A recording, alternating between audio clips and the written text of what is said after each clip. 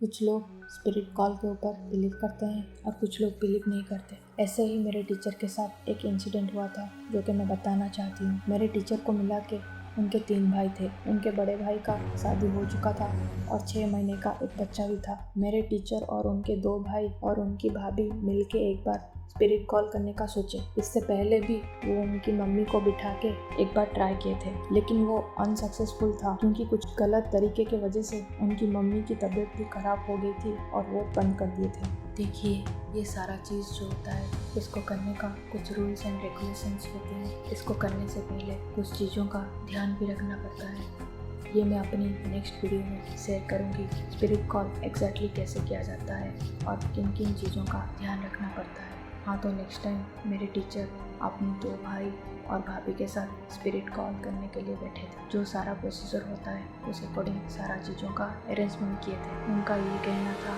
कि आप जिनको अच्छे से जानते हो और उनकी डेथ पहले से हो चुका हो, उनको बुलाना थोड़ा आसान रहता है क्योंकि हम इजीली उस पर्सन के बारे में इमेजिन कर सकते हैं। तो ये उनके एक दोस्त को इमेजिन किए थे जिसको गुजरे हुए 5 साल हो गए थे। तो ये चारों बैठे और प्रोसीजर शुरू किए।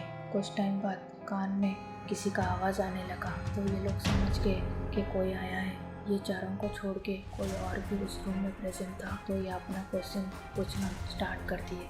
मेरे टीचर का जो छोटा भाई था वो पहले पूछा कि उसका बिजनेस कैसा रहेगा, तो कान में आवाज़ आई कि 1 साल तक थोड़ा डाउन में चल सकता है।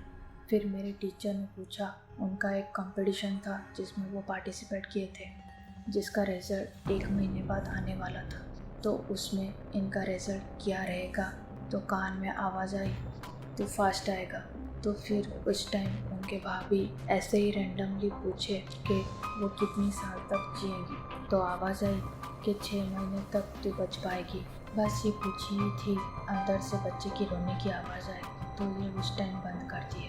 फिर 1 महीने बाद मेरे टीचर का कंपटीशन का रिज़ल्ट आ गया था, वो फर्स्ट हुए थे और उसके 6 महीने बाद एक डिजीज़ के कारण उनकी भाभी की मौत हो गई। पहले जब स्पिरिट कॉल किए थे तो उनको लगा था कि ये ऐसे ही बोल दिया होगा, कुछ सच नहीं है। फिर ये सारे इंसिडेंट होने के बाद वो बिलीव करने लगे।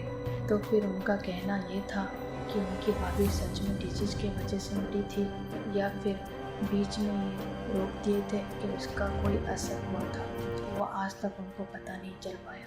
तो ये इंसिडेंट से इतना तो पता चलता है कि पॉजिटिव एनर्जी के साथ साथ नेगेटिव एनर्जी भी होती है। तो इसको कभी आजमाने से पहले सारा चीज़ों का ध्यान रखना पड़ता है और ये सारा चीज़ हम लोग ना ही करें और इससे दूर ही रहें तो ही अच्छा है।